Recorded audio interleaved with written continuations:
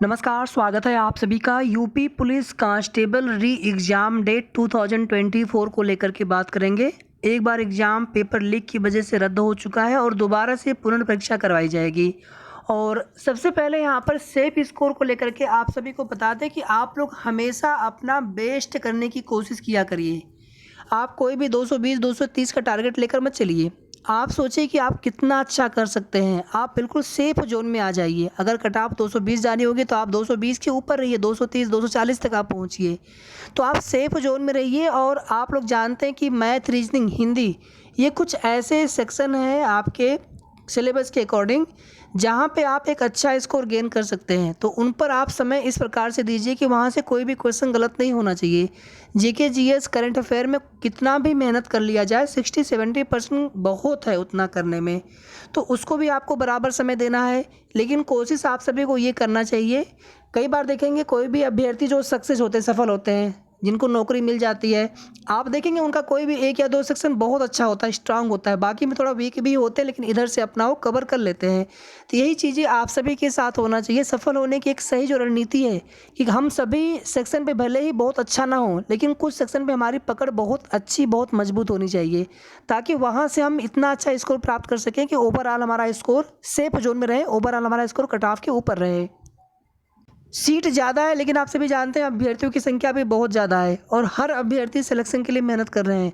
तो आप ये ना सोचिए कि सीट इतनी ज़्यादा है तो कट ऑफ कम जाएगी। कट ऑफ का कुछ पता नहीं है। बस आप जितना अच्छा एफर्ट कर सकते हैं, सही डायरेक्शन में, सही स्ट्रेटजी के साथ में वो करिए और अपना बेस्ट करके आपको आना है एग्ज़ाम में।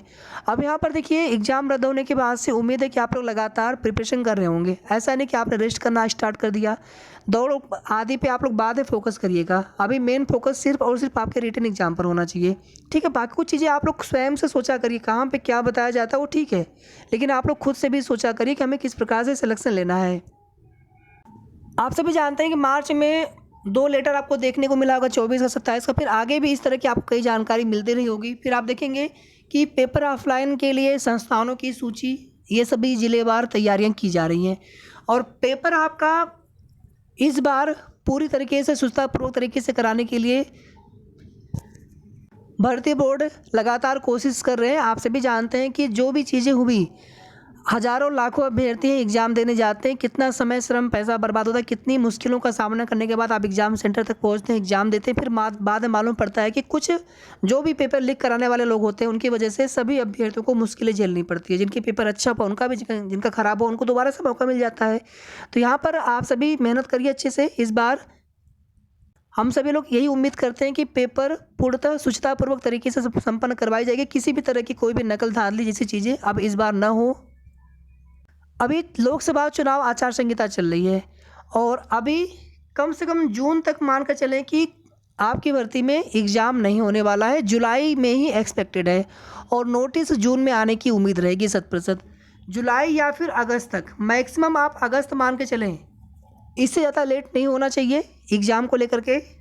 बाकी जो कुछ भी जानकारी प्राप्त हो रही है उसके अकॉर्डिंग भी जुलाई अगस्त में एग्ज़ाम करवाया जा सकता है। यूपी पुलिस कांस्टेबल भर्ती में री एग्ज़ाम जुलाई अगस्त में कंडक्ट करवाया जा सकता है, ऑफलाइन जैसे पेपर हुआ था उसी तरीके से।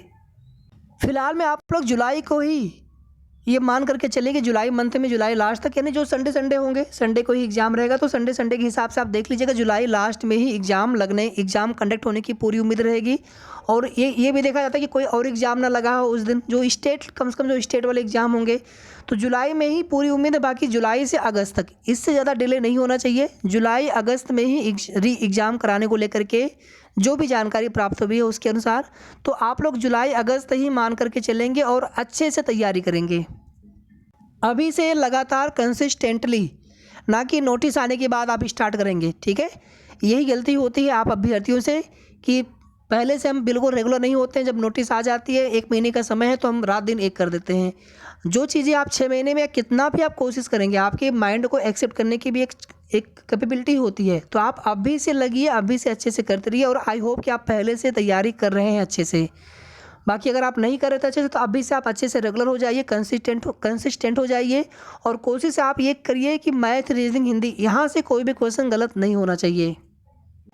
यहाँ पर आपकी तैयारी इस तरह से होनी चाहिए। बाकी आप सभी के मन में कोई भी सवाल हो आप कमेंट करके पूछ सकते हैं। वीडियो को आप लोग प्लीज़ लाइक करके शेयर कर दीजिएगा। जो भी सही और ऑथेंटिक जानकारी होगी आप सभी को समय-समय पर हमारे चैनल के माध्यम से आगे भी मिलती रहेगी। कुछ प्रैक्टिस सेट भी आप सभी को प्रोवाइड कराएँगे बिल्कुल फ्री ऑफ कॉस्ट वाली, उनकी पीडीएफ भी आप सभी को दे देंगे टेलीग्राम चैनल पर। और एग्ज़ाम से कुछ दिन पहले आप सभी को मॉडल या मॉक टेस्ट पेपर भी हम अवेलेबल करवाते हैं। इसके पहले भी हमने अवेलेबल करवाया था, तो आप उसे भी देख लीजिएगा। लेकिन सबसे पहले आप सभी खूब अच्छे से तैयारी करिए, अच्छे से अपने स्वास्थ्य का ध्यान रखते हुए। धन्यवाद।